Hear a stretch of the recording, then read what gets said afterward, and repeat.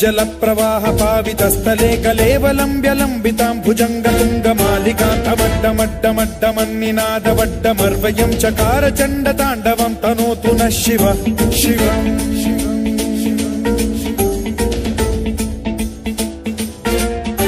जटाकटाह सम्भ्रम भ्रम निलिम्ब निर्झरी विलोल वीचि वल्लरी विराजमान मूर्धनि धगद्धगद्धगज्ज्वलल्ललाट पट्ट पावके किशोर चन्द्रशेखरे रति प्रतिक्षणं मम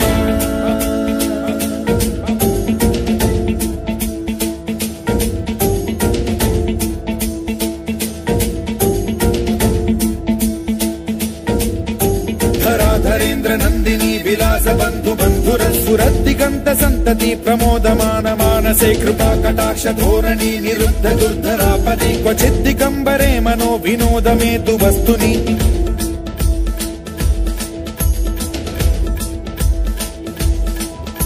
जटाभुजंग पिंगल स्फुरत् स्वर्णामणि प्रभा कदम्ब कुङ्कुमद्रव प्रलिप्त दिग्वधूमुखे मदान्द सिन्धुर स्फुरत्वगुत्तरीय मेधुरे मनो विनोदमद्भुतं बिभर्तु भूत भर्तरि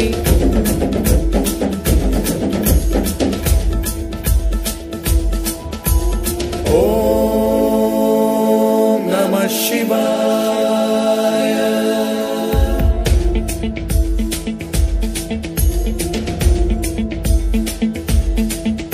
सदा शिवं भजाम्यहं सदा शिवं भजाम्यहम् ॐ नमः शिवाय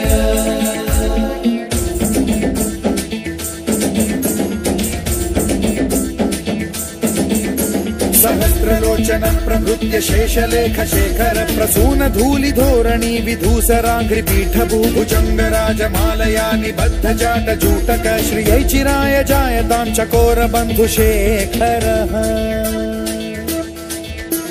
ललाट चत्वरज्वल धनञ्जय स्फुलिंग भानि पीत पंचसायकं नमन्निलिम्प नायकं सुधामयूखलेखया विराजमान शेखरं महाकपालि संपदे शिरोजटालमस्तु नः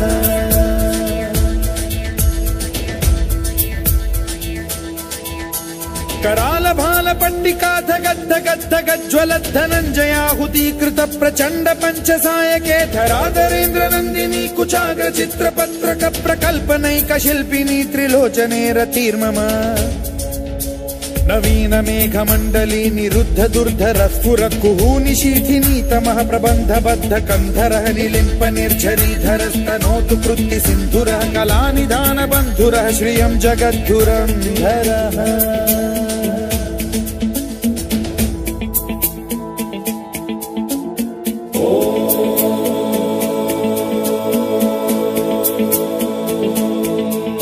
प्रफुल्ल नील पंकज प्रपंच कालिम प्रभावलंबि कंठ कंदली रुचि प्रबद्ध कंधरं स्मरच्छिदं पुरच्छिदं भवच्छिदं मखच्छिदं गजच्छिदान्धकच्छिदं तमन्तकच्छिदं भजे अखर्व सर्व मंगला कला कदम्ब मंजरी रस प्रवाह माधुरी विजृंभणा मधुव्रतं स्मरान्तकं पुरान्तकं भवान्तकं मखान्तकं गजान्तकान्धकान्तकं तमन्तकान्तकं भजे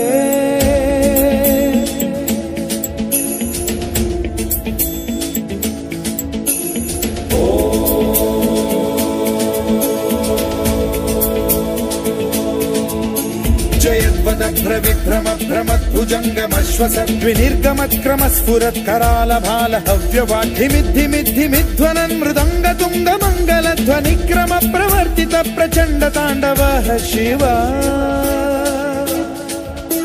स्पृशद्विचित्र कल्पयोर्भुजङ्ग मौक्तिकस्त्रजो गरिष्ठ रत्नलोष्टयो फुरुद्विपक्ष पक्षयो कृष्णारविन्द चक्षुषो प्रजामही महेन्द्रयो समप्रवृत्तिकः कदा सदा शिवं भजाम्यहम्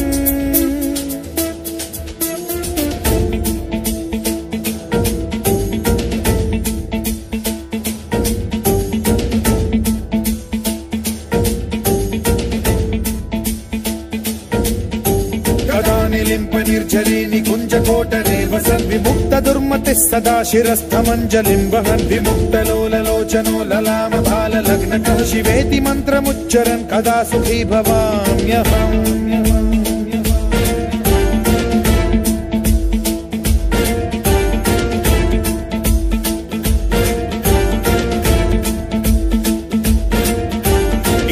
नित्यमेव मुक्तमुत्तमोत्तमं स्तवं पठन् स्मरन् ब्रुवन्नरो विशुद्धिमेति सन्ततं हरे गुरौ सुभक्तिमाशु याति नान्यथा गतिं विमोहनं हि देहिनां सुशङ्करस्य विमोहनं हि देहिनां सुशङ्करस्य विमोहनं हि देहिनां सुशङ्करस्य चिन्ता।